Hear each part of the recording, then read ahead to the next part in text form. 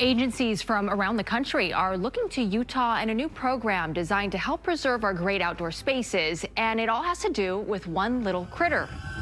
Utah is a state known for its wide deserts, towering mountains, and deep canyons. But behind all that beauty is a hard truth. Rivers that were once full of life are drying up. Thousands of miles of what used to be flowing, living streams are slowly fading away, taking with them everything that depends on clean, steady water. So, how do we fix this? With costly river restoration projects? By planting millions of plants along the banks?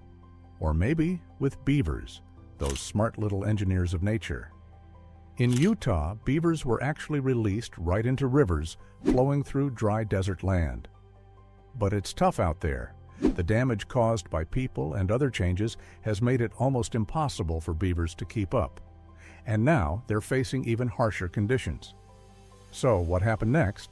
Let's take a look. As we said earlier, Utah's rivers used to be the heart of the desert. Their curves helped form wetlands and soaked nearby meadows and brush. These spots weren't huge, but for a dry place like Utah, they were rich ecosystems. That all started to shift around the middle of the 1900s. People needed farmland, space for animals to graze, and water to support growing industries. And all of that pulled heavily from the rivers. Soon enough, canals, dams, and irrigation systems reshaped Utah's waterways, turning them from twisting streams into fast, straight channels.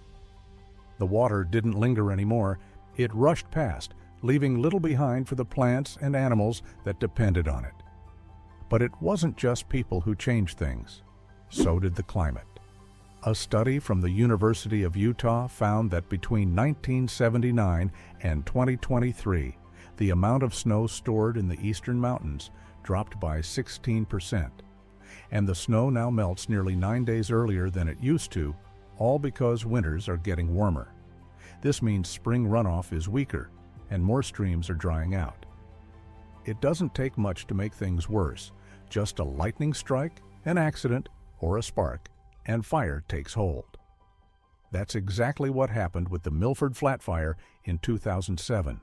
It tore through 567 square miles of land, destroying forests and vegetation along rivers and creeks. And that fire wasn't the only one that year. There was also the Neola North Fire, which burned a smaller area, about 68 square miles, but still added to the damage.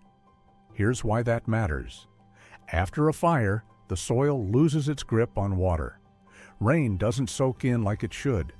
Instead, it washes loose dirt and debris straight into the rivers, wearing away the banks and cutting deep gullies. That's why many rivers in Utah have shrunk. What used to be wide valleys with shallow waters and little islands have become narrow ditches, where water rushes fast and never stops to soak the meadows along the edge. There's real data to show how serious this is. Under the U.S. Clean Water Act, there's a category called impaired waters.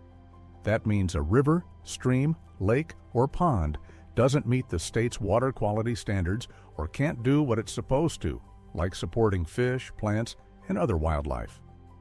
According to data from 2022, out of about 41,000 miles of checked rivers and streams in Utah, nearly 11,800 miles were found to be in bad shape.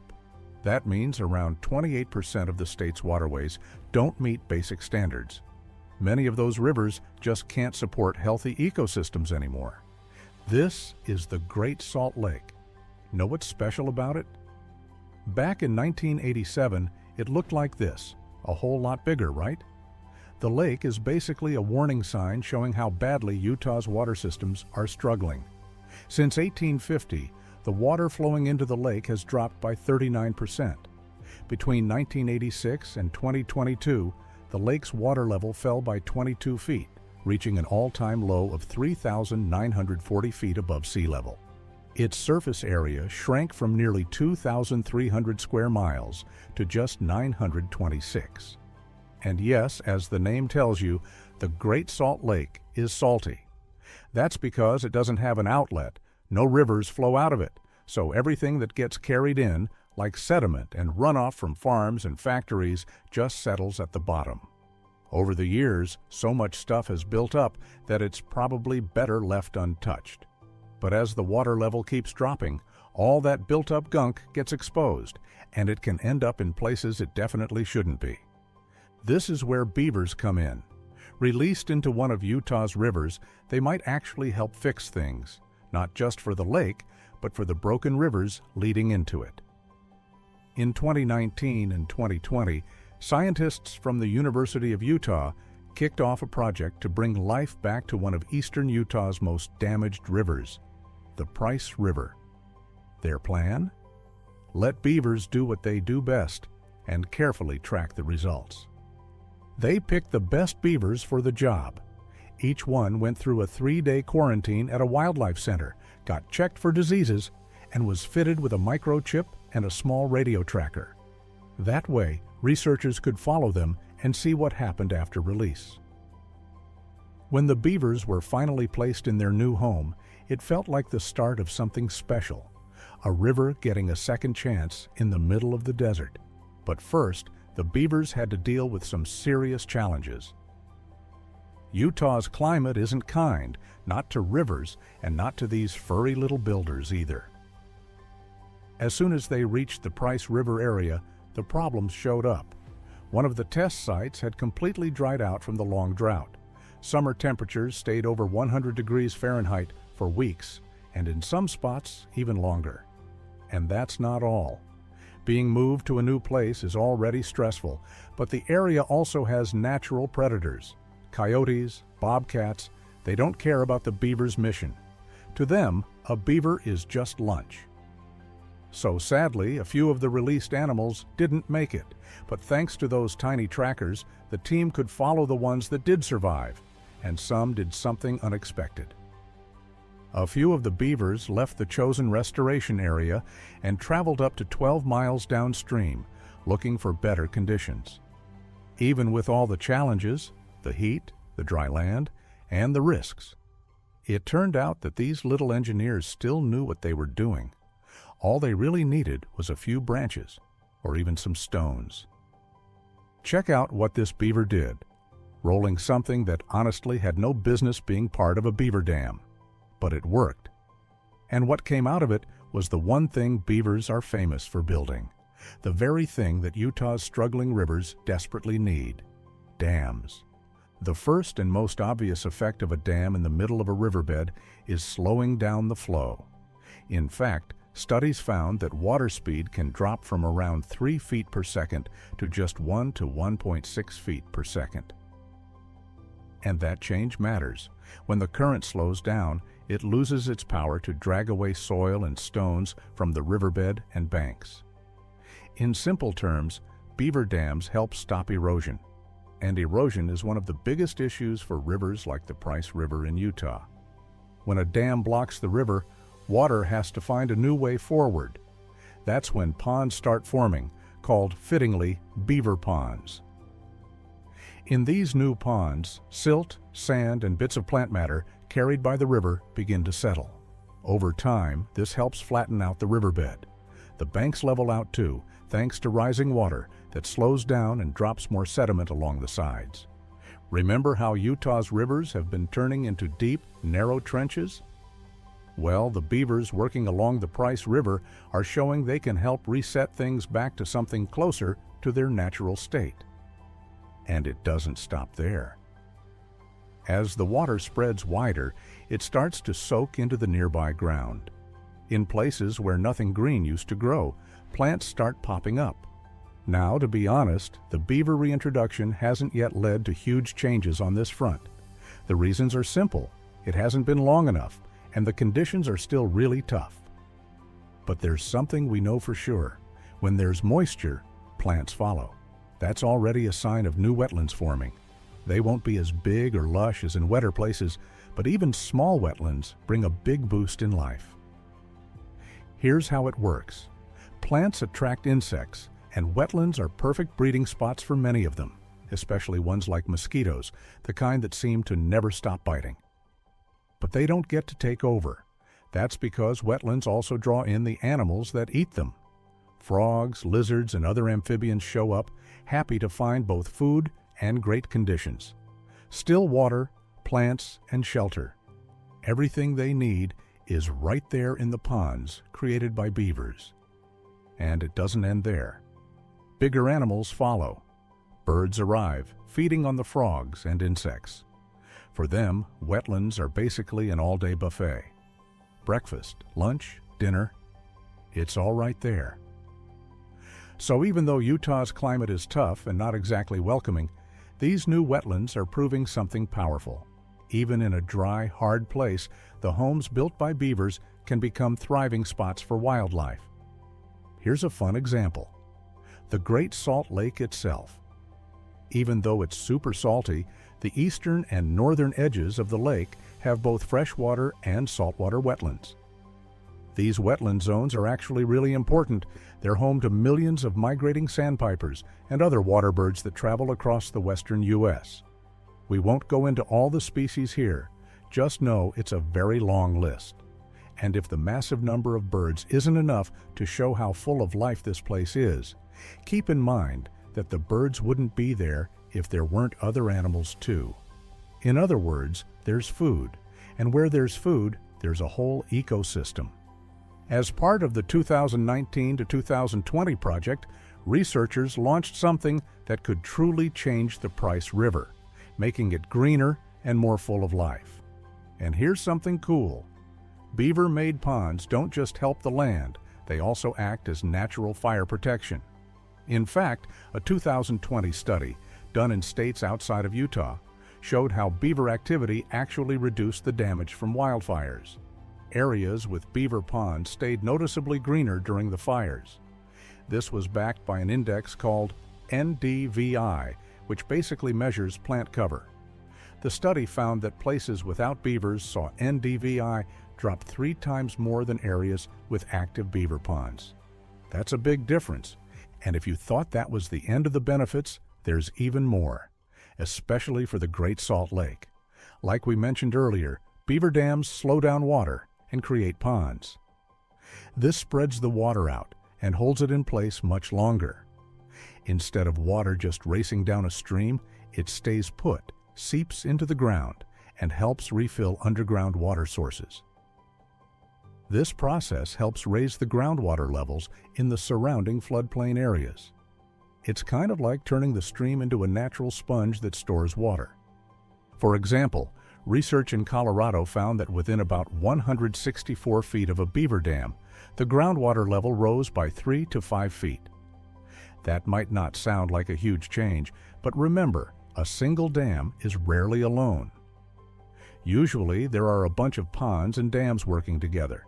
So for the Great Salt Lake, this kind of setup is ideal. During droughts, the stored groundwater slowly returns to the stream and helps keep the flow going. But there is a catch. In the short term, beaver dams do reduce water flow downstream because the water stays in the ponds longer. That could mean less water reaches the lake for a while, which could be a problem. This is why scientists are being careful and still testing things. And in this case, the Price River doesn't even feed into the Great Salt Lake, so it's not going to directly affect it, but the research might help figure out whether beaver restoration could work for rivers that do connect to the lake. Right now, the team studying the Price River isn't rushing to any big conclusions. Yes, the beavers have moved in. Yes, they've already made parts of the river healthier. But everyone knows the conditions are tough, and this isn't going to be easy. There's no guarantee the whole thing will lead to a huge success. Still, the researchers are finding new ways to support the beavers, even in these hard spots. And one of the best ideas? Teaching people to build like beavers.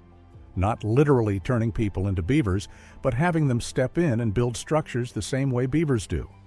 When people build dams like these, they usually use natural materials found right there on site, just like beavers do, since they can't exactly order a truckload of sticks. That means branches, parts of trees, rocks, anything that can be used to create a barrier without messing up the local ecosystem. But there's one key difference from how beavers do it. People have tools. So instead of the complex layering and packing that beavers use, builders can create a sturdy dam a bit more easily.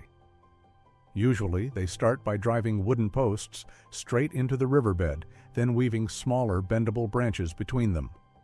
That creates a sort of loose wall that slows the water but still lets some pass through. So, why did they start building like this on the Price River, especially if beavers are already known for being great builders? Well, it turns out that these starter dams give the beavers a head start. It's like laying down a foundation they can build on. That way, they're more likely to stick around and do what they're best at. And yes, more beaver releases are already being planned. Now it's just a matter of waiting.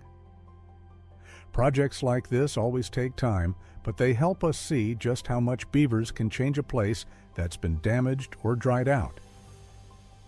Actually, bringing beavers back to Utah isn't some brand new idea. People here have long understood that these little builders play a big role in repairing land, even after major natural disasters. For instance, in the 2010s, there was a massive landslide in the Uinta Mountains. It tore down the slope and wiped out a thriving beaver population that had been helping the area stay healthy. Then, in 2022, teams from Utah State University, Hill Air Force Base, and the Utah Division of Wildlife Resources decided it was time to bring them back. First, the researchers spent a few hours setting up simple starter dams, just like on the Price River, to help the beavers get established. Then they released 7 beavers, including 2 adults, into their new home. The goal wasn't much different from other reintroduction projects: restore the land, reduce the risk of wildfires, help plants grow, and bring back a healthy ecosystem. There aren't many public updates yet on how it's going, but with that many experts involved, you can bet they've done their homework. Beavers have already proven many times over that they can turn things around. And that's just one project. There are more happening across the state. In fact, Utah has an entire group dedicated to this effort. It's called the Beaver Ecology and Relocation Collaborative, though most people just call it BURC, or even the Beaver Bunkhouse. These folks handle everything beaver-related statewide. While beavers are great at fixing ecosystems, they can sometimes cause problems, like flooding fields, damaging pastures, or blocking roads.